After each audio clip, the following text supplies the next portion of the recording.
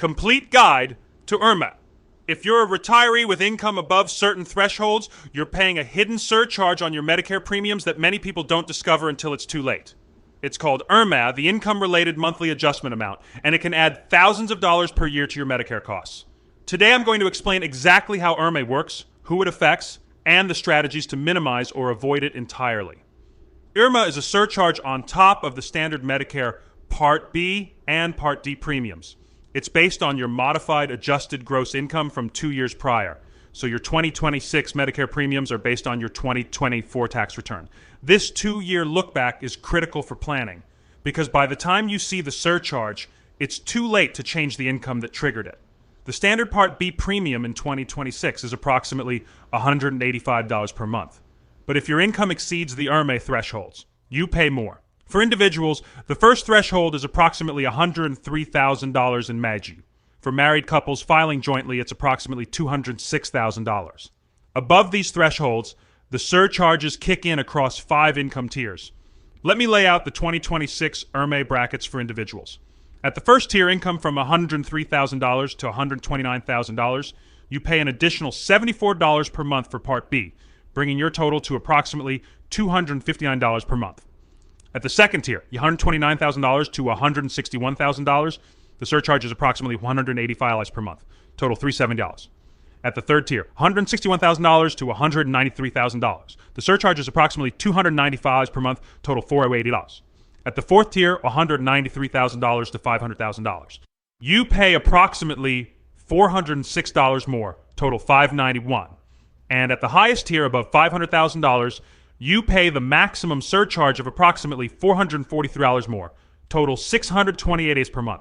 For married couples, the income thresholds are exactly double: $206,000, $258,000, $322,000, $386,000, and $750,000. The surcharges per person are the same. But IRMAA doesn't just affect Part B. There's also a Part D IRMAA surcharge for prescription drug coverage. The surcharges follow the same income brackets and add approximately $13 to $81 per month per person, depending on the tier. For a married couple where both spouses are on Medicare and both hit the third tier, the total annual IRMAA surcharge can be approximately $14,000 to $15,000 per year between Part B and Part D. That's money most retirees don't budget for. Here's why IRMAA is so insidious for retirees. Common financial events that can trigger IRMAA include large Roth conversions, selling a home with significant capital gains, taking a pension lump sum, receiving required minimum distributions from large retirement accounts, selling a business, and even one-time events like selling inherited property or exercising stock options. The 2-year look back means that a Roth conversion you do in 2024 affects your Medicare premiums in 2026. If you convert $200,000 to Roth in a single year, it could push you into the third or fourth IRMAA tier, costing you $5,000 to $10,000 in additional Medicare premiums 2 years later. This IRMAA cost needs to be factored into your Roth conversion analysis. Now let me share the strategies for managing IRMAA. The first and most important strategy is income smoothing. Instead of doing one large Roth conversion, spread it across multiple years, staying below the IRMAA thresholds, or at least within the lowest possible tier each year. Instead of selling all your appreciated assets in 1 year, plan sales across multiple tax years. The second strategy is timing large income events relative to Medicare enrollment. If you're planning to sell a business or do a major Roth conversion, try to complete it at least 2 years before you turn 65 and enroll in Medicare. If the income event occurs when you're 62, the IRMAA impact hits at 64 before you're even on Medicare. If it occurs at 63, it hits at 65, your first year on Medicare. The third strategy is the life-changing event appeal. If your income was high in the look-back year but has since dropped due to specific qualifying events, you can file Form SSA 44 to request that Social Security use your more recent income instead. Qualifying events include marriage, divorce, death of a spouse, work stoppage, work reduction, loss of income, producing property, and loss of pension income. This can save you thousands in IRMAA surcharges. The fourth strategy is income type management. Certain types of income don't count toward IRMAA.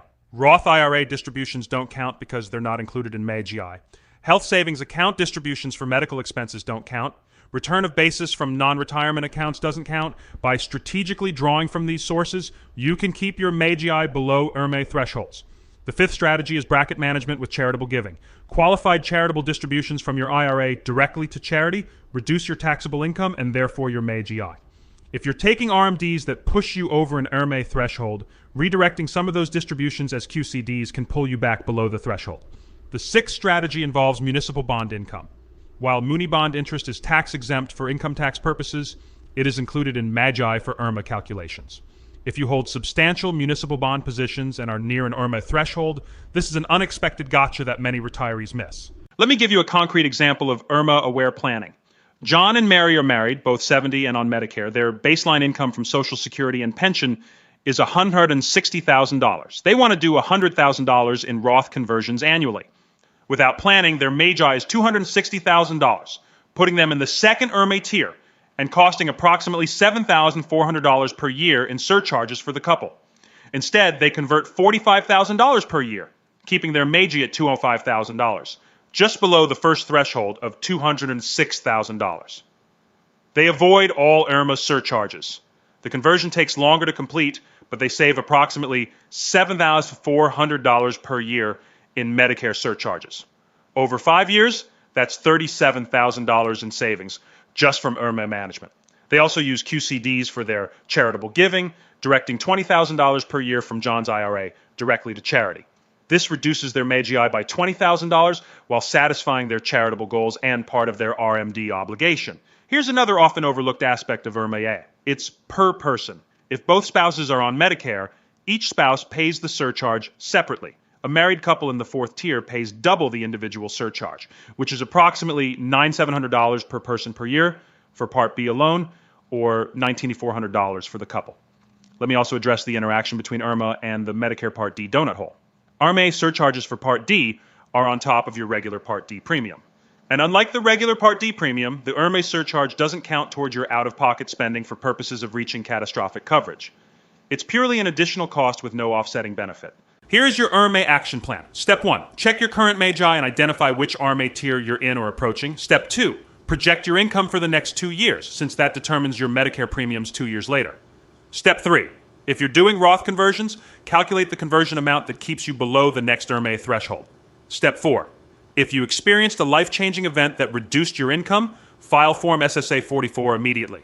Step 5, use QCDs for charitable giving to reduce MAGI below IRMAA thresholds.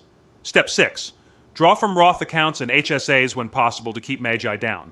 Step 7, review your plan annually because IRMAA thresholds are adjusted for inflation each year. IRMAA is a tax on success, penalizing retirees who save diligently and now have significant retirement income.